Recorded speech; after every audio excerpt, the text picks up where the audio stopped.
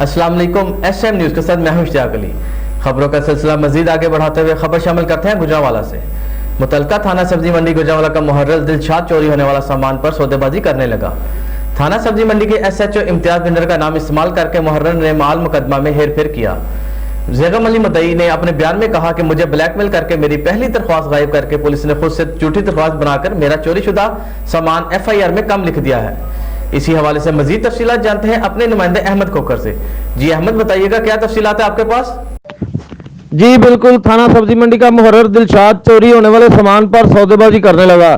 तफसीलात के मुताबिक कंगनी वाला चेक पोस्ट वाला बाजार गुजरांवाला का रहायशी ज़ैगम अली वल्द अमजद हुसैन ने बताया कि कुछ दिन पहले मेरे घर चोरी हुई, जिसमें 2,75,300 रुपये नगद, इसके अलावा 3 अदद बचगाना सोने की अंगूठियां, 150 सऊदी रियाल और 32 इंच की LCD जो कि 15,500 रुपये की थी, जिसकी रसीद भी हमारे पास मौजूद है। चोरी होने पर जब हम मुतलका थाना सब्जी मंडी गए तो मुहर्रर दिलशाद अहमद और SHO इम्तियाज बिंडर से मिले तो वहां हमारे साथ सौदेबाजी की गई और मज़कूरा साहबान ने कहा कि हम अपने चोरीशुदा सामान की फहरिस्त में कमी करें तो ही हमारी रिपोर्ट दर्ज की जाएगी। अलावा मदी ज़ैगम अली को डराया धमकाया गया। हमारे पुरजोर इसरार पर मुकदमा नंबर 1092/20 दर्ज किया गया जो कि 24/9/2020 को हुआ बजुर्म 380।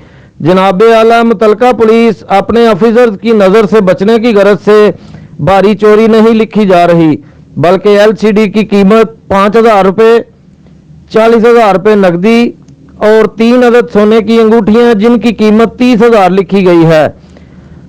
इसके अलावा पहली रिपोर्ट भी अगले दिन गायब करके अपनी मर्जी की दरखास्त पर अंगूठा लगवाने का कहा गया, जबकि मौके वारदात का दौरा SHO और शहबाज SI ने खुद किया और CCTV फुटेज भी हासिल की।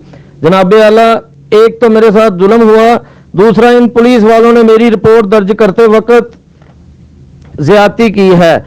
मेरे आला अफसरान से आजिज़ाना दरखास्त है कि थाने में लिखी गई मेरी रिपोर्ट दुरुस्त करने की हिदायत जारी की जाए और मेरे मुजरमों को जल्द अज जल्द गिरफ्तार करके मेरा नुकसान पूरा करवाया जाए। जी बहुत शुक्रिया अहमद, हमें तफसीलात से आगाह करने के लिए।